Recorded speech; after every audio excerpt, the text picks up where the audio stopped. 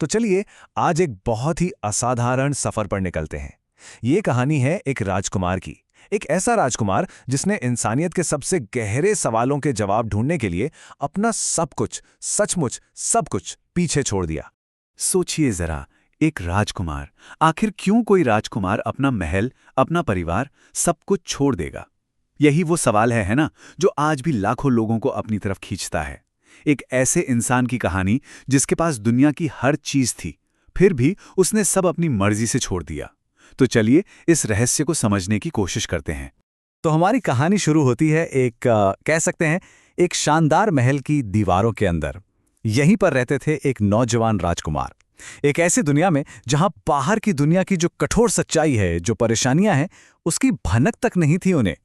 तो एक नजर डालते हैं सिद्धार्थ गौतम के जीवन पर। देखिए, 563 ईसा पूर्व में लुम्बिनी में जन्म होता है। फिर 16 साल की उम्र में यशोधरा से विवाह। 29 की उम्र में वो बड़ा कदम, महाभिनुष्क्रमण। 35 साल की उम्र में ज्ञान की प्राप्ति। और आखिर में 483 ईसा पूर्व में महापरिनिर्वाण। मतलब कुल मिलाकर लगभग 80 सालों का एक, सच कहूं तो एक अविश्वसनीय सफर। सिद्धार्थ का बचपन वो बिल्कुल शाही अंदाज में बीता। उनके पिता थे राजा शुद्धोधन, और उन्होंने पक्का इंतजाम कर रखा था कि उनके बेटे तक दुख, दर्द या मौत जैसी किसी भी चीज की परछाई भी ना पड़े। लेकिन कहते हैं ना, किस्मत को तो कुछ और ही मंजूर था। और अब आता है वो मोड़, वो एक पल जिसने राजकुमार की जिंदगी की दिशा ही हमेशा हमेशा के लिए बदल कर रख दी। हुआ ये कि जब वो पहली बार महल से बाहर निकले तो उनका सामना 4 ऐसे नज़ारों से हुआ जिसने उनकी पूरी दुनिया हिला दी। सबसे पहले उन्होंने एक बूढ़े आदमी को देखा जो उम्र के बोझ तले झुका जा रहा था। फिर देखा एक बीमार इंसान को जो दर्द से करा रहा था, और आखिर में एक लाश। इन 3 दृश्यों ने उन्हें जिंदगी की उस सच्चाई से मिला दिया जिससे उन्हें अब तक दूर रखा गया था, पीड़ा। लेकिन तभी उन्होंने चौथा नजारा देखा, एक तपस्वी जिसके चेहरे पर गजब की शांति थी, संतोष था। और बस वहीं उन्हें उम्मीद की एक किरण नजर आई। और बस यही सवाल उनके मन में घर कर गया कि जब जिंदगी में इतना दुख है जिसे टाला नहीं जा सकता, तो फिर सच्ची खुशी, असली सुख कैसे मिल सकता है। उन्हें ये एहसास हो गया कि महल की ये ऊंची ऊंची दीवारें उन्हें बुढ़ापे, बीमारी और मौत से नहीं बचा सकती। और ठीक उसी पल उन्होंने ठान लिया कि वो इस दुख से निकलने का रास्ता खोज कर रहेंगे। और बस यहीं से शुरू होता है उनका असली सफर। अब वो एक राजकुमार नहीं थे, बल्कि एक साधक थे, एक सत्य के खोजी। तो 29 साल की उम्र में उन्होंने वो किया जिसे इतिहास महाभिनिष्क्रमण कहता है, यानी महान त्याग। सोचिए, एक रात के अंधेरे में उन्होंने अपना महल, अपना राजपाट, अपनी पत्नी यशोधरा, यहां तक कि अपने बेटे राहुल को भी छोड़ दिया। ये कोई छोटा मोटा बलिदान नहीं था, ये एक असाधारण त्याग था। पूरे 6 साल। जी हां, ये नंबर बताता है कि उनका इरादा कितना पक्का था। 6 सालों तक उन्होंने घोर तपस्या की, अपने शरीर को हर तरह का कष्ट दिया, भूखे रहे, ये सोचकर कि शायद खुद को पीड़ा देने से ही ज्ञान का रास्ता खुलेगा। लेकिन हाथ लगी तो सिर्फ कमजोरी और निराशा।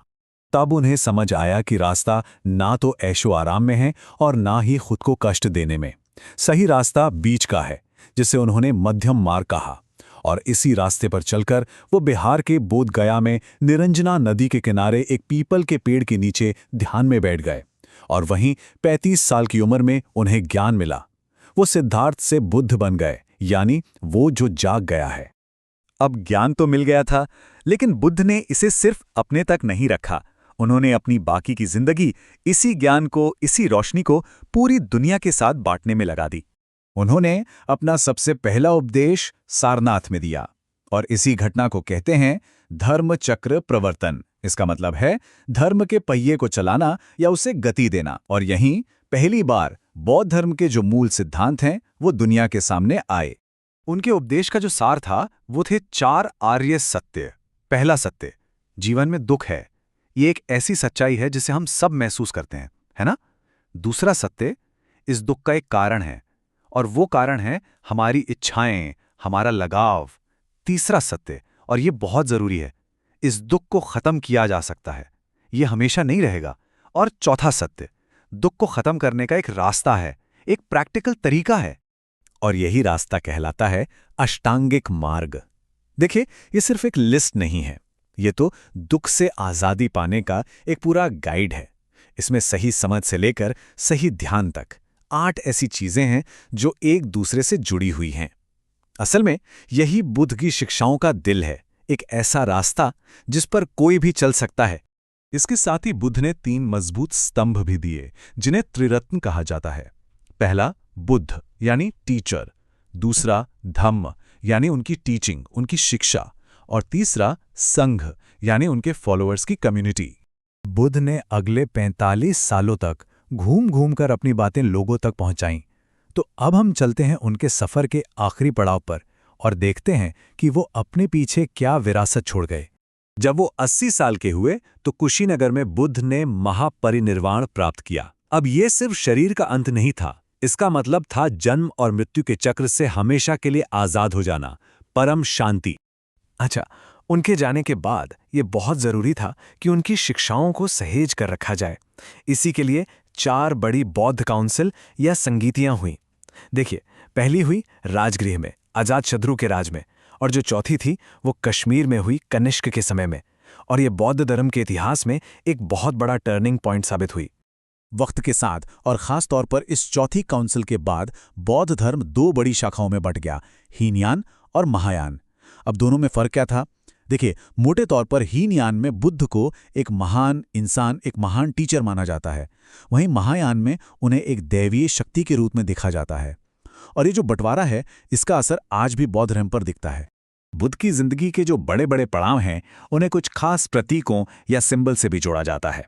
जैसे उनके जन्म को कमल और बैल से दिखाया जाता है, उनका जो महान त्याग था उसके लिए घोड़ा, ज्ञान प्राप्ति के लिए बोधि वृक्ष, और उनके महापरिनिर्वाण के लिए स्तूप। ये सिंबल्स एक तरह से बिना शब्दों के उनकी पूरी कहानी कह देते हैं। और अगर बुद्ध की पूरी शिक्षा को सिर्फ एक लाइन में समेटना हो तो शायद वो यही होगी, इच्छा सब कष्टों का कारण है। कितनी गहरी बात है ना?